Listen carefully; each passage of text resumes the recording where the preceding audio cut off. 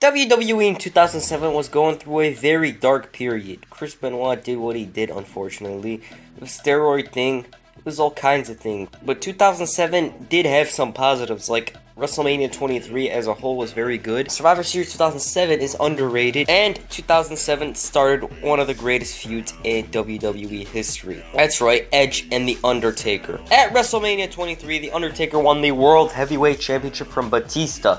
The Undertaker defended the title twice against Batista, first because Batista speared him off of the stage and they both couldn't answer the count of 10 at Backlash, and on SmackDown in a steel cage match. After the steel cage match ended, The Undertaker was a bloody heap. He was so bloody. Mark Henry returned from injury and took out The Undertaker. Then the rated R superstar Edge came out. Edge came out with the Money in the Bank briefcase. The same briefcase he won from Mr. Kennedy a day earlier, or 4 if you count the taping thing. Edge cashed in on The Undertaker to win his first World Heavyweight Championship. The Undertaker suffered an injury, so that's why his title reign was short. Mr. Kennedy was a few days away from cashing in on The Undertaker, but suffered a shoulder injury himself. So that is why Kennedy dropped the briefcase to Edge. Kennedy's injury wasn't so severe after all, and Kennedy returned a month later to the Raw brand. Edge would start a feud with Batista that would end with Batista losing the opportunity to ever face Edge for the World Heavyweight Championship. Edge would suffer an injury to his left pectoral muscle, and he was forced to relinquish the World Heavyweight Championship. The World Heavyweight Championship would be won by the Great Khali in a battle royal later that night. Khali held the title till Unforgiven, where he lost it in a triple threat match to Batista. Batista would continue his feud with The Undertaker with a match at Cyber Sunday. With Stone Cold Steve Austin as the guest referee, Batista beat The Undertaker clean in the middle of the ring. The two then competed in Hell in a Cell at Survivor Series. The Undertaker hit the tombstone on Batista on top of the ring steps, and he had the match won. But then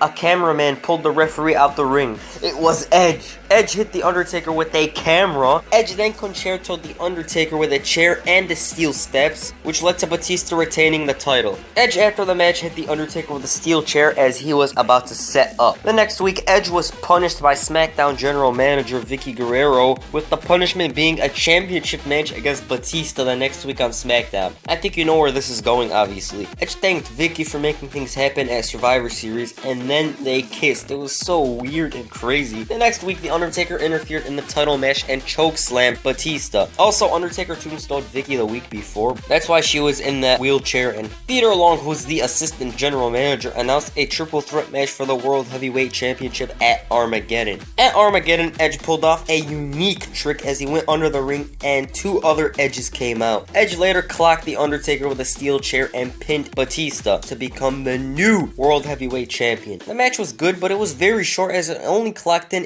nearly 13 minutes. 13 minutes for the main event of Armageddon, and that was crazy. Anyways, Batista and The Undertaker would set their sights on the Royal Rumble, while Edge would focus on Rey Mysterio, who won the Beat the Clock challenge. Edge would retain the championship after spearing Rey Mysterio in mid-air.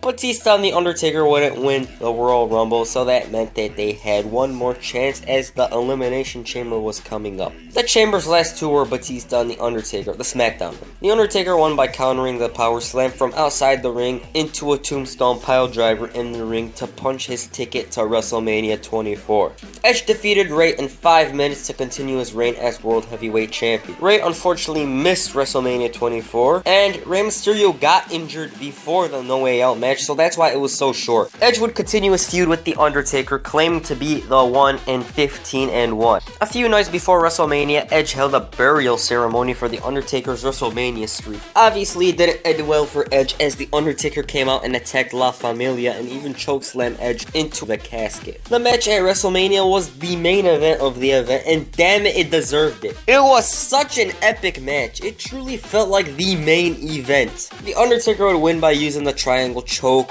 and Undertaker would capture his 3rd World Heavyweight Championship at WrestleMania. This was his 6th World Championship overall. The Undertaker faced Edge in a WrestleMania rematch at Backlash. Edge suffered internal bleeding from the triangle choke in storyline, and the move was later banned by Vickie Guerrero, who then stripped The Undertaker of the World Heavyweight Championship and made a championship chase battle royal with the winner facing The Undertaker for the vacant World Championship. Batista won the whole damn thing, but Vickie announced Edge was medically cleared to compete, and Edge eliminated Batista to win it. Edge would lose by countout at Judgment Day, and Undertaker thought he won the title, but Vicky came out and said a title could only be won by pinfall or submission. The Undertaker then grabbed Edge and tombstoned him. On the May 23rd episode of SmackDown, Vicky Guerrero announced a match for One Night Stand. Edge would face The Undertaker in a TLC match for the vacant World Heavyweight Championship, and if The Undertaker lost, then he would be banished from the WWE. 2 nights before Extreme Rules, The Undertaker sent Edge a message by throwing Hawkins through tables. The match at Extreme Rules was pretty good. The Undertaker would have everything thrown at him in this match. Edge's match specialty, La Familia, the fact that it would be almost impossible to win this match. Edge would push The Undertaker off a ladder through 2 tables to capture the World Heavyweight Championship for the 3rd time. The Undertaker was banished from WWE. In reality, The Undertaker went on hiatus as, if you remember correctly, he used to go on hiatus every once in a while. Edge would restart his feud with Batista even though Batista couldn't face Edge for the championship. So they had Batista win a tag team match and then defeat the Great Khali to get the title shot. Batista before Night of Champions was drafted to Raw, which meant if he won the title, then the title would go to Raw. Edge retained the title due to shenanigans by La Familia as Chavo ran into the ring and became the referee, and he allowed Edge to clock Batista with the World Championship and win the match. The funny part of the match was Batista grabbed Vicky and threw her over the top rope and onto La Familia. The next night, JR was giving his farewell promo as he was leaving Raw for SmackDown. Edge came out and insulted JR in his own hometown. Batista then came out and destroyed Edge. He brutalized him, which then led to CM Punk, who won the Money in the Bank at WrestleMania 24 to cash in his briefcase on a knocked out Edge. Punk won the title, which meant that Raw had a world champion again. Edge would start a feud with Triple H, who was the WWE champion, but not before he got in an argument with Vicky over what happened on Raw. Edge then got angry and said that the wedding is off. The next week, Vicky saved Edge from a concerto by the Big Show, which led to Edge making up with Vicky and saying that the wedding is back on. The next week was the wedding, and it was a very funny wedding as Triple H came out and played a hitting video of Edge meeting Alicia Fox, who was a wedding planner at the time.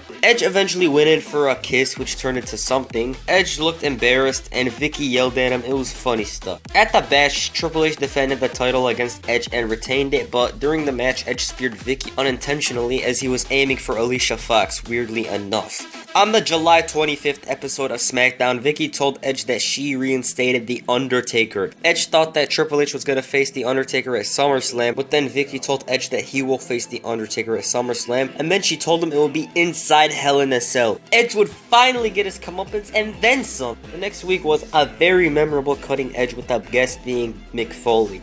Edge wanted to know what it was like in Hell in a Cell with The Undertaker and if he could get any help or tips. Foley told Edge that he won't help him and that he can't. Edge then assaulted Foley and jumped off a ladder onto Foley, who was on a table. This was a way of writing off Mick Foley, who was leaving WWE on September 1st. Edge in an interview said that he stopped shampooing his hair at the time to show what kind of madman he was. He was obsessed with The Undertaker. The match at SummerSlam was really special. It is definitely in my top 5 Hell in a Cell matches ever. Edge walked in like a psychotic man and walked out well, he didn't walk out. Undertaker and Edge traded finishers, and The Undertaker even hit a spear on Edge. That was funny. Undertaker in the match assaulted Edge with a camera and even concertoed the Rated R Superstar. After the match, The Undertaker climbed up a ladder and chokeslammed Edge through the ring and all the way to hell. I like the little things in this feud. It was pretty good. Like the callback to Survivor Series 2007 when Edge used the camera on The Undertaker, the concerto, it was good stuff.